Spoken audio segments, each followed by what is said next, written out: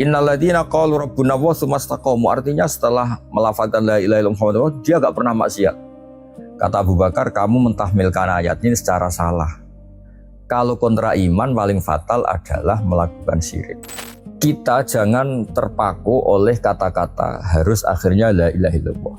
Juga jangan terpaku dan menjadikan catatan hukum kalimat yang diucapkan orang mukmin di akhir hayatnya adalah la ilaha illallah. Ketika Rasulullah wafat, semua riwayat mengatakan Nabi fi akhir kalami ngendikan Allahumma ar-rafiqal a'la atau Allahumma ya rafiq ya a'la. Semua riwayat itu tapi yang semuanya sepakat. Akhir kalimat Nabi itu tidak ngendikan la ilaha tapi Allahumma ar-rafiqal a'la. Allahumma ma'ar-rafiqil a'la dan seterusnya.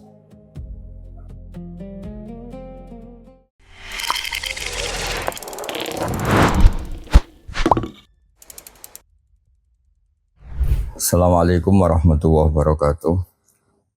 Alhamdulillah, salatu wassalamu ala rasulillah sayyidina Muhammadin wa ala alihi wa sahbihi wa ala mabadu. Tentang al-ibratu bi umumil lafzi la fi khususis sabab. Memang hampir semua ulama sepakat bahwa ketika lafaz itu umum, maka makna umumnya akan diberlakukan meskipun asal-usul ayat adalah lisababin khosin atau li syakhsin muayyanin, ada sebab tertentu juga ada aktor tertentu. Di sini diterangkan dalam kitab Al-Itqan, ikutnya Al-Mas'alatus Tsaniyah, di kitab saya halaman 50, tapi ikutnya Al-Mas'alatus Tsaniyah. Ikhtalafa ahlul usul halil ibratu bi umil lafzi am bi khususis sabab. Terus kata ulama-ulama, waqad nazalat ayatun fi asbabin wattafaqu ala ta'atiyatiha ila ghairi asbabiha. Kanuzuli ayati dhiyar fi Salamah bin Sakhar wa ayatil li'an fi sya'ni Hilal bin Umayyah wa haddil qadhafi fi rumati Aisyah. Tentu orang misalnya tahu kalau ayat dhiyar di kitab ini diterangkan nazalat fi imraati Salamah bin Sakhar. Ada yang bilang nazalat fi imraati Tsabit bin Qais, yaitu masyhur itu. Kemudian ayatul li'an di peristiwa Hilal bin Umayyah, peristiwa masyhur juga itu masalah Syarik bin Sahma. Begitu juga Qadhaf, asal-usulnya adalah untuk menyalahkan orang-orang yang menuduh Sayyidah Aisyah fi hadisil ifki. Summa ta'adda ila ghairihim. Seterusnya. Di sini juga Imam Suyuti ngutip wa qala Ibnu Taimiyah qad yaji'u katsiran min hadzal bab qauluhum hadil ayat nazalat fi kadza la siyama idza kana al-mazkuru syakhsan ka qaulihim inna ayatal dhihar nazalat fi imraati Tsabit bin Qais wa inna ayatal kalala nazalat fi Jabir bin Abdullah wa inna qalahu wa anihkum bainahum nazalat fi Bani Quraidah wan Nadir. Wa nadza'iru dzalika mimma yadhkuruna annahu nazala fi qaumin minal musyrikin fi Makkah aw fi qaumin minal yahud wan nasara aw fi qaumin minal mu'minin. Falladzina qalu dzalika lam yaqsidu anna hukmal ayat yahtassu bi ulaikal a'yan duna khairihim. Fa inna hadza la yaquluhu muslimun wala aqilun alal itlaq. Jadi ketika ayat-ayat tertentu dan aktornya atau yang pelaku atau penyebab ayat itu tertentu, tetap saja hukumnya anna hukmal ayat itu bukan berarti yahtassu bi ulaikal a'yan duna ghairihim. Itu pasti. Kenapa menjadi pasti? Karena hadaddin atau aturan agama ini bagi siapa saja ila yaumil qiyamah. Nah, di sini dalam penutupan ini saya ingin mengutarakan tentang hal yang sangat-sangat prinsipil di Islam, yaitu kalimatul haq, kalimatul la ilaha illallah. Sebelum jauh ke sana ini kan masih tentang al-ibratu bi umumil lafzi. Yaitu ada ayat alladzina amanu wa lam yalbisu imanahum bidzulmin ulaika lahumul amnu wa hum muhtadun di Al-An'am 82. Ayat ini dijelaskan innasyirka la dzulmun azim di Luqman 13. Begini. Jadi kita bikin analogi dulu sebelum terlalu jauh. Ada ayat yang menerangkan orang-orang iman dan tidak pernah mengotori atau mencampuri imannya dengan zulmin, dengan kezaliman atau kefasikan atau kesalahan, maka ulaika lahumul amru, mereka lah yang benar-benar terselamatkan, aman sentosa dari azab. Lalu sahabat tuh merasa berat sekali karena kalau zalim itu artinya perilaku yang tidak sesuai aturan atau perkataan yang tidak semestinya atau kesalahan-kesalahan apapun itu disebut zalim. Tentu kalau itu makna zalim secara umum maka hampir kita semua tidak masuk surga kecuali Nabi karena semua orang pasti pernah zalim. Bahkan dalam adat kita masih kecil meletakkan peci di bawah saja dianggap zalim. Mungkin meletakkan minuman di dekat buku atau kitab dianggap zalim karena itu kesalahan. Tapi uniknya dan alhamdulillahnya juga, ini unik dan kita alhamdulillah juga sangat-sangat alhamdulillah. Nasrullaha ala dzalik. Ketika alladzina amanu wa lam yalbisu imanahum bidzulmin, di semua riwayat dikatakan syaqqa dzalika ala ashabi Rasulillah. Wa qalu ayyuna lam yadlim nafsa, itu berat sekali sampai mereka tanya, kita semua ini pasti zalim, kita semua berarti pasti enggak selamat. Karena syarat selamat itu imannya tidak tercampuri oleh zalim sama sekali. Terus Rasulullah menerangkan kepada mereka, yang dimaksud zulmin dalam konteks iman adalah inna syirka la zulmun azim. Hanya zulim syirik yang dimaksud. Nah sebelum saya baca riwayat dari beberapa kitab Sahih, termasuk nanti dari Sahih Bukhari, dari Sahih Muslim, saya mau bikin analogi supaya lebih jelas. Kita pasti percaya utamanya oleh apa yang dikatakan Nabi, tasdik bi Rasulillah, tapi harus dengan percaya yang mantap atas nama memang riwayatnya sahihah, plus ada ad-diroyah, ada kajian yang sahihah. Begini, setiap satu kesalahan itu dianggap fatal sesuai kontra prinsip yang menyertainya. Misalnya begini, saya atau siapapun melihat anaknya atau orang lain mau ditabrak truk, kita harus sikap langsung menyelamatkan, menarik anak kita supaya gak ketabrak truk. Tentu kesalahan penyelamat ini, misalnya salah pakai baju yang kurang sopan, misalnya masih pakai celana pendek, atau tidak sopan karena gak berbaju, hanya pakai celana pendek. Orang gak akan menyalahkan orang ini. Justru disalahkan kalau dia berganti baju dulu yang rapi, apalagi kalau salahnya sampai dia mandi dulu supaya rapi baru menyelamatkan. Karena ini dianggap kesalahan fatal, justru seperti itu dianggap kesalahan fatal. Karena menjadi fawatul maksud, yang dimaksud dari menyelamatkan malah menjadi nggak tercapai. Saya ulang lagi, misalnya ada orang mau menyelamatkan anak yang mau ditabrak truk. Tentu pakai celana pendek tidak berbaju itu nggak sopan dalam bab etika. Tapi orang kan nggak akan menyalahkan dalam konteks yang penting langsung menyelamatkan meskipun dalam pakaian yang seperti itu. Begitu juga misalnya ada orang menyelamatkan dirinya dari runtuhnya rumah. Dia lari hanya pakai pakaian celana pendek. Orang juga nggak akan menyalahkan. Dalam konteks itu yang penting lari, yang penting selamat. Kesalahan etika berpakaian pasti diabaikan.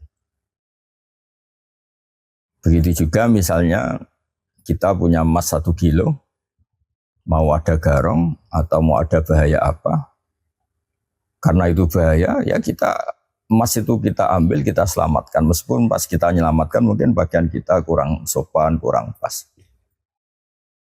Nah, dalam hal iman yang sebegitu prinsip, itu tidak boleh demi menyelamatkan iman, orang menyalahkan sesuatu yang tidak punya akibat zawalul iman, yaitu hilangnya iman. Itu tadi analoginya, orang tidak mungkin menyalahkan ya, orang tidak mungkin menyalahkan penyelamat anak tadi yang mau ditabrak truk dari segi wah pakaiannya enggak sopan. Ya betul menyelamatkan, tapi sayangnya pakaiannya enggak sopan. Ya betul menyelamatkan emasnya, tapi sayang dia belum mandi, pakaiannya enggak sopan. Enggak bisa seperti itu. Dalam hal-hal prinsip seperti itu, kesalahan-kesalahan yang tidak punya akibat menggagalkan penyelamatan anak tadi pasti enggak dianggap salah. Justru yang benar-benar salah adalah dia melakukan etika normatif yang enggak penting tapi menjadi fawatul maksud ya anak tadi ketabrak hanya karena dia berpakaian dulu, mandi dulu. Ini penting saya utarakan supaya nanti tidak kaget ada beberapa kata hasanah yang kontra dengan sayyi'ah tapi Nabi hanya membatasi makna hasanah yaitu la ilaha illallah. Makna sayyi'ah hanya dibatasi makna syirik. Nah, pemaknaan ini adalah berbeda dengan kaidah al-ibratu bi umumillah bi khususi sabab. Makanya di sini Imam Suyuti luar biasa menjelaskan fa in qulta fa hadza Ibnu Abbas lam ya'tabir umum wa la tahsabanna alladziina seterusnya. Terus qultu ujiba an dzalika bi annahu la yakhfa 'alaihi anna al-lafdhu a'ammu min as-sabab. Lakinnahu bayan anal murada bil lafdhi khasun wa nadhiruhu tafsirun Nabi sallallahu alaihi wasallam adzulma fi qouli ta'ala wa lam yalbisu imanahum bidzulmin bisyirki fi qouli inna syirka la dzulmun azim ma'a fahmi sahabati al-umuma fi kulli dzulmin. Ini bagi saya berkah betul dari Islam, berkah betul apa yang dijelaskan Rasulullah langsung, benar-benar syifa betul, syifaul lima fi sudur. Saya beri sekian contoh yang banyak supaya nanti tidak kaget. Karena sekarang atau mungkin mulai dulu, kadang-kadang orang itu berpikir etika norma dalam hal-hal yang sangat prinsip. Dalam hal yang sangat prinsip, kesalahan norma itu lam yu'tabar. Kalau dalam kaidah usul fikih yang dikatakan Imam Satibi, al-mukammil idza ada lil asli bil ibtal lam yu'tabar. Jadi takmilah, kalau kaitannya pertaruhan dengan al-aslu, pokok yang harus kita selamatkan itu lam yu'tabar, hada takwil lam yu'tabar. Penyempurnaan ini tidak yu'tabar. Ya kayak tadi misalnya kita punya anak kecil lari mau ke jalan raya ada truk dan saat itu kita mungkin baru mau mandi sehingga hanya pakai pakaian yang tidak pas atau pakai celana pendek aja kita harus lari langsung menyelamatkan. Kita nggak boleh peduli dengan kita nggak pakai baju, nggak pakai peci dan sebagainya. Karena pakai baju dalam konteks itu tidak akan disalahkan kita nggak pakai baju dalam konteks menyelamatkan anak mau ditabrak truk. Karena apa? Kesalahan normatif itu akan diabaikan dengan fungsi yang paling pokok yaitu demi menyelamatkan anak yang potensi ditabrak truk dan sebagainya. Begitu juga hal-hal yang sangat prinsip lainnya. Misalnya tadi ada orang takut rumahnya roboh dan karena ada indikasi alam apa gitu. Terus dia lari, pakai baju, hanya pakai celana pendek, misalnya orang nggak akan menyelamatkan, justru memuji dia karena tindakannya fauron, tindakannya itu seketika dalam hal yang memang harus seketika. Begitu juga mungkin HP kita jatuh dari atas dan kita bisa menangkap, cuma sayangnya kita sedang tidak berpakaian rapi, ya kita harus langsung menangkap, tidak usah berpakaian rapi dulu, nanti fawatul maksud bisa HP kita kadang jatuh. Nah, sehingga orang-orang Islam yang melakukan kesalahan-kesalahan non-syirik yang tidak syirik, itu tidak bisa dikatakan membatalkan imannya, karena iman ini hal yang al-aslu, dan huiru syirki adalah bukan kesalahan yang punya akibat kontra iman. Sebab itu kita menolak takfiri. Ya tadi, orang angkat tetap memuji penyelamat anak yang mau ditabrak truk, meskipun saat menyelamatkan mungkin dia berpakaian yang kurang sopan. Karena kesalahan normatif seperti ini tidak bisa mengganggu kelebihan dia heroik menyelamatkan anak yang mau ditabrak truk. Dan begitu seterusnya kira-kira analogi. Ini tadi takfir dari Edkon. Nah, seperti ini itu bukan sekedar benar, tapi pasti benar teori yang saya katakan tadi. Karena satu riwayat, misalnya begini. Ini saya baca hadis sahih dulu dari Imam Bukhari di kitab ikutnya di Namratul Hadis 3428, juga ada di 3429. Haddatsana Ishaq akhbarana Isa bin Yunus haddatsana Al-A'mas an Ibrahim an Alqamah an Abdullah radhiyallahu anhu qala ma nazalat alladziina aamanu wa lam yalbisu imanahum bidzulmin syaqqa dzalika 'alal muslimin faqalu ya Rasulullah ayuna la yuzlimu nafsahu qala laisa dzalik innama huwa asyirku alam tasma'u ma qala Luqmanu li ibnihi wa huwa ya'iduhu ya bunayya la tusyrik billah innasyirka la dzulmun adzim. Artinya gini, justru ketika ada anak mau ditabrak truk, dzulmun adzim di sini adalah melakukan sesuatu yang kontra atau yang menghalangi atau yang menghambat atau yang menjadikan dia tidak nolong hanya karena dia mau pakai baju dulu si penolong ini. Itu justru yang kesalahan fatal. Tapi kalau dia langsung menyelamatkan, orang pasti nganggep ada rojul heroik karena menyelamatkan anak dari tabrak truk. Dan orang akan mengabaikan atau tidak menganggap salah saat itu berpakaian kurang rapi atau kurang normal. Intinya yang kontra iman adalah syirik, jangan kontra iman itu etika. Gitu. Sama lagi, intinya yang kontra iman ya syirik, jangan kontra iman itu etika. Yang menjadi hadar rojul salah ya karena tidak menyelamatkan, meskipun dengan alasan mau pakai baju dulu, pakai baju yang rapi. Itu kesalahan fatal karena itu kontra, punya akibat tidak menyelamatkan. Bukan kok dia menyelamatkan dengan baju seadanya dianggap salah. Tidak seperti itu. Pasti di logika itu seperti itu. Di logika adalah hadar rojul meskipun pakai pakaian yang biasa dipakai main sepak bola, pakai pakaian celana biasa, menyelamatkan tetap dianggap heroik. Meskipun secara etika dia berpakaian yang kurang normal. Tapi orang akan sepakat menyalahkan hadar rojul misalnya, kenapa tidak kamu selamatkan? Oh saya pakai baju dulu, saya mandi dulu, saya pakai pakaian yang rapi dulu. Pasti semuanya menyalahkan ini ketika hadar sobiat akhirnya ditabrak. Nah itu juga ada di Sahih Bukhari, ada di Sahih Muslim dengan kalau di Sahih Muslim diikutkan babu sidqil iman wa ikhlasi. Ya sama lagi ikutnya babu sidqil iman wa ikhlasi. Namratul hadis antara 124 sampai 197 karena diulang beberapa kali. Redaksi di Sahih Muslim qala lamma nazalat alladzina amanu wa lam yalbisu imanahum bidzulmin syaqqa dzalika al-ashabi Rasulillah sallallahu alaihi wasallam wa qalu ayyuna la yuzlimu nafsah wa qala Rasulullah laisa huwa kama tadhunnun innama huwa kama qala Luqman libnihi ya bunayya la tusyrik billah innasyirka la dzulmun adzim. Ya, saya pikir ini jelas sekali lah. Lalu ini beberapa contoh penggunaan dalam tafsir. Artinya contoh di mana yang masalah kontra iman, yang salah ya benar-benar hanya syirik, bukan yang lainnya. Ya, yang salah hanya syirik, bukan yang lainnya. Misalnya di At-Tabari, di kitab saya juz 11, yang jelas itu di suratu Fussilat, innal ladzina qalu rabbuna wa tsumma istaqamu. Qala ini Abu Bakar qalu rabbuna wa tsumma amilu biya qal laqad hamaltumuha ala ghairil mahmal alladzina qalu rabbuna wa tsumma istaqamu alladzina lam ya'tiluha bi syirkin wala ghairihi. Ketika para sahabat bilang innal ladzina qalu rabbuna wa tsumma istaqamu, artinya setelah melafazkan la ilaha illallah dia enggak pernah maksiat. Kata Abu Bakar, kamu mentahmilkan ayat ini secara salah.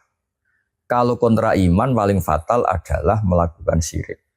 Kalau kontra iman yang paling fatal adalah melakukan syirik. Terus qal faqalu rabbuna wa tsumma istaqamu min dzambin. Qal faqala Abu Bakrin laqad hamaltum ala ghairil mahmal. Qalu rabbuna wa tsumma istaqamu falam yaltafitu ila ilahin ghairi.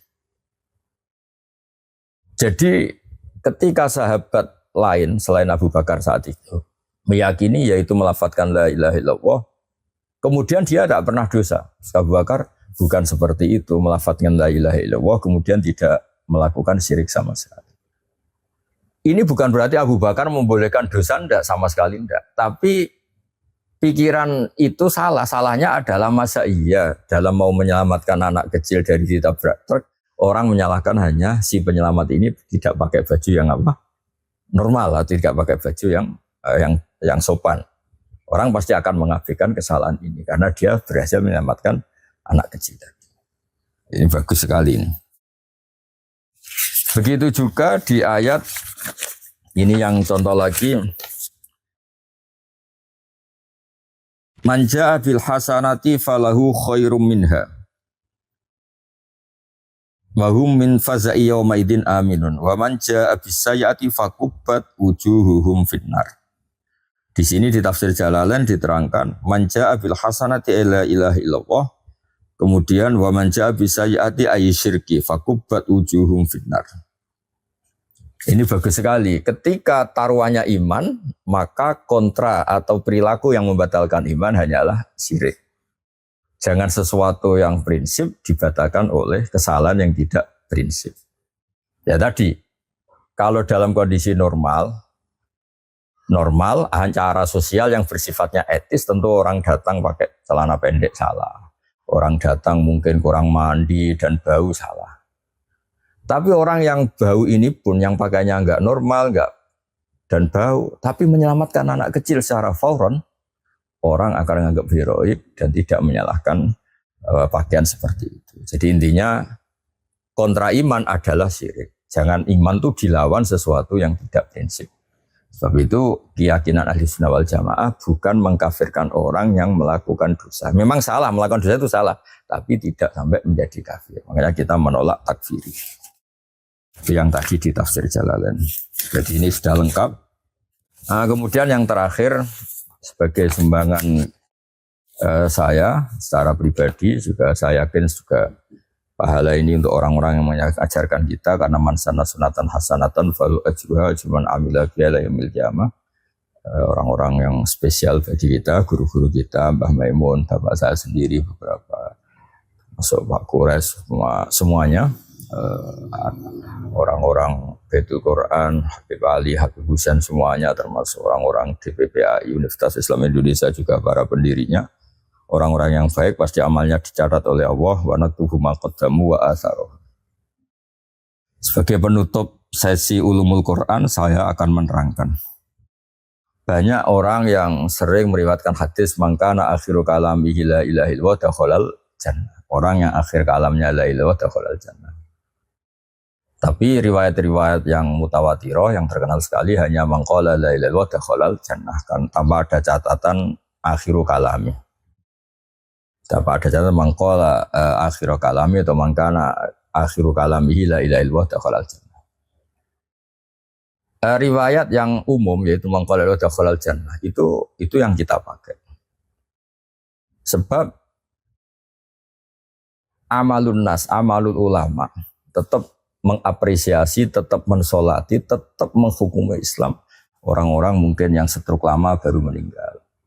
Mungkin ya secara lahir tidak akhirul kalamihi la ilaha illallah. Begitu juga orang-orang soleh yang sujud terus meninggal juga tidak terdengar akhirul kalamihi la ilaha illallah. Nah, kenapa riwayat akhirul kalamihi la ilaha itu tidak dipakai sebagai catatan hukum? Karena ulama tahu itu hanya madah itu muji. Hebat betul orang yang akhirul kalami la ilaha illallah, maka orang itu akan dakhalal jannah. Atau pakai teori umum bahwa hadis yang mangqala la ilaha dakhalal jannah itu umum, tidak perlu catatan akhirul kalami dan seterusnya dan seterusnya. Terus kedua, akhirul kalami la ilaha illallah sendiri itu tidak disepakati secara fi'lan. Begini maksudnya. Dalam riwayat Sahihul Bukhari, dan beliau meriwayatkan hadis ini berkali-kali. Yaitu pertama yang terkenal di Jawa, yaitu kalimatani khafifatani fil lisan, saqilatani fil mizan, habibatani ilar rahman. Ya, kalimatani khafifatani alal lisan, saqilatani fil mizan, habibatani ilar rahman subhanahu wa bihamdi subhanahu wal azim. Ini di hadis Bukhari, ikutnya 600 hadis 6682. Itu yang paling terkenal di Jawa. Begitu juga beberapa riwayat yang lain dengan redaksi kalimatani habibatani ilar rahman, kalimatani habibatani ilar rahman, saqilatani fil mizan atau alal mizan, saqilatan khafifatani alal lisan, saqilatani fil mizan subhanahu wa bihamdi subhanahu wal azim. Nah, kenapa saya baca berkali-kali supaya ngerti sebetulnya riwayat yang di Bukhari yang sesuai adat ahli Jawa itu yang kalimatani khafif seterusnya. Tapi ada beberapa riwayat yang dengan redaksi kalimat habibatani dulu, kalimatani habibatani ilar rahman, khafifatani ala lisan, saqilatani fil mizan. Nah, kita jangan terpaku oleh kata-kata harus akhirnya la ilaha illallah. Juga jangan terpaku dan menjadikan catatan hukum kalimat yang diucapkan orang mukmin di akhir hayatnya adalah la ilaha illallah. Karena apa? Hampir semua ulama sepakat bahwa yang penting adalah mati alal Islam. Tidak mati yang setelah berperilaku mayukhrijuhu minal Islam, yaitu murtad. Jadi semua ulama mengatakan yang penting orang Islam itu mati tidak melakukan sesuatu yang membatalkan imannya. Bukan mensyaratkan mereka akhirul kalamihi la ilaha illallah. Ini saya baca di Hasyatus Sindi ini semua ini demi menghormati orang Islam. Dan alhamdulillah di Indonesia tidak ada yang berpandangan misalnya wah ini orang ini mati, sayang pas mau mati tidak baca la ilaha illallah. Tidak ada yang berpandangan seperti itu. Tetap hadar rojul atau hadal muslim atau muslimah tetap dihukumi muslim, dihukumi muslimah. Ini penting saya utarakan. Bismillahirrahmanirrahim. Ini di Hasyatus Sindi. Fafihi ma'a mura'atil musyakalah wa tambih biwasitati istiraqima fi ba'dil huruf wal nafdan ala istiraqima fil ajli seterusnya. Mura'atan li hadisi man kana akhiru kalamihi la ilaha illallah ay dakhalal jannah. Wa dzalika li anna haqiqatat tasfihi huwa at-tanzihu amma la yaliqu bi jalalihi wa kibriyaihi minasyarik wal walad wa khairihima kulliyatan. Fasarat tasfihu muaddiyan litauhidi bi atami wajhin wa akadihi. Fa fihi tambihun ala annal murada bi hadisi man kana akhiru kalami la ilaha illallah huwa ayyakuna akhiru kalamihi ma yadullu ala tauhidi bi ayyi ibaratin kana. La ayyakuna akhiru kalami la ilaha illallah bi ainihi. Li annal mar'iyya ya ini la ayyakuna akhiru kalami la ilaha illallah bi ainihi. Sepersis itu. Li annal mar'iyya fi hadzal babi al ma'ani lal alfat ya. Li annal mar'iyya fi hadzal bab al ma'ani lal alfat. Jadi semangat Nabi ketika mengatakan mangkana akhiru kalami la ilaha illallah dakhalal jannah adalah yang penting orang mukmin itu bersikap tasbih, mengatakan tasbih atau meyakini tasbih. Dan alhamdulillah semua orang mukmin pasti meyakini Allah itu lahul kalamalat, Allah itu hanya punya sifat-sifat yang sempurna, wastahala alaihi naqais, dan Allah itu pasti tidak punya kekurangan sama sekali. Nah, wa yu'ayyidu fil jumlah anna akhira kalami Rasulillah sallallahu alaihi wasallam al-ma'luma iku ghairu hadhil kalimah wa huwa qauluhu ar-rafiqal a'la. Ini bagus sekali. Dan kita tahu semua ketika Rasulullah wafat, semua riwayat mengatakan Nabi fi akhir kalami ngendikan Allahumma ar-rafiqal a'la atau Allahumma ya rafiq ya a'la. Semua riwayat itu tapi yang semuanya sepakat. Akhir kalimat Nabi itu tidak ngendikan la ilaha tapi Allahumma ar-rafiqal a'la. Allahumma ma'ar-rafiqil a'la. Dan seterusnya. Itu menunjukkan bahwa mangkana akhiru kalami la ilaha illallah dakhalal jannah adalah yang penting orang mukmin itu berkomitmen tasbih. Baik itu hatinya, lisannya, sikapnya. Seperti kita-kita yang menekuni ilmu, berkahnya kita ngaji ulumut tauhid, isinya madah sama Allah. Mungkin sebagian kita atau sebagian banyak dari kita mungkin mati gak sempat secara verbal, secara lisan mengatakan itu. Tapi hatinya mamlu bihubbillah, hatinya penuh dengan hubbillah. Ini saya terjemah ya, jadi kata beliau di Hasyatus Sindi ini bisa dicari di bab paling akhir Wanadu'ul Mawazinal Qista di kitab Sahihul Bukhari. Dibaca di Hasyatus Sindi. Mangkana akhiru kalamil, jadi la ilaha illallah. Artinya gini, kalau betul Nabi mensyaratkan akhiru kalamil la ilaha illallah, mestinya Nabi sendiri melakukan itu. Ternyata ndak akhirul kalimah sing qala bidzalika atau qala bi Rasulullah adalah Allahumma ar-rafiqal a'la. Makanya beliau ngendikan wa yu'ayyidu fil jumlah anna akhira kalami Rasulillah al-ma'lumah atau iku ghairu hadhil kalimah wa huwa qauluhu ar-rafiqal a'la. Itu persis saya masih ingat dulu ketika mungkin 8 tahun yang lalu atau berapa lupa saya, tapi yang jelas ada kiai setiap ketemu saya minta Gus saya doain mati hari Jumat, Gus saya doain mati. Kenapa? Karena dia kebetulan sering baca hadis tentang fadhailul maut atau di hari apa? Jumat. Nah, itu beliau berakhir nggak minta itu gara-gara saya guyon. Kenapa? Terus minta mati hari Jumat. Itu Gus karena dalilnya gini-gini. Dia menyebut panjang sekali tentang fadilahnya meninggal hari Jumat. Terus kata saya bilang, kalau itu mengikat, itu ndak. Kok bisa Gus? Terus saya jawab, masalah yang menghentikan seperti itu, kaburnya sendiri itu hari Senin. Kata Rasulullah sendiri wafatnya itu hari apa? Senin, bukan hari apa? Jumat. Itu supaya artinya ya umat Islam itu akan selalu baik karena pilihan-pilihan yang tidak maksiat, yang tidak kontra kebaikan itu pasti baik. Jadi kita tidak perlu fanatik misalnya mati harus Jumat atau Senin. Beberapa ulama besar ya ada yang kabudut Sabtu, ada yang kabudut hari apa? Selasa, ada yang macam-macam. Makanya masyhur dalam kitab-kitab kayak di kitab di Nasihatul Ibad atau di beberapa kitab meriwayatkan dawuh Sayyidina Ali karramallahu wajhah ketika Ibnu Abbas dites apa Sayyidul Ayyam, tentu beliau mengindikan apa? Jumat. Malam terbaik apa? Lailatul Qadar. Terus bulan terbaik itu apa? Asyuru wa al-Hurum misalnya yang suci-suci kayak Dzul Qa'dah, Dzul Hijjah, Muharram dan Rajab ini. Kata Sayyidina Ali, ya semua orang tahu pasti seperti itu. Tapi kalau saya ditanya, kata Sayyidina Ali, apa hari terbaik? Hari sing la aksillaha fihi, di hari yang saya diat itu tidak maksiat. Di hari yang saat itu saya nikmati Allah, ibadah sama Allah. Apa momentum terbaik? Ya momentum saat saya mencintai Allah dan tidak maksiat. Ya intinya itu ya seperti itu. Jadi berkahnya baca ini insya Allah menjadi clear, kita tidak takfiri dan kita biasa berlogika.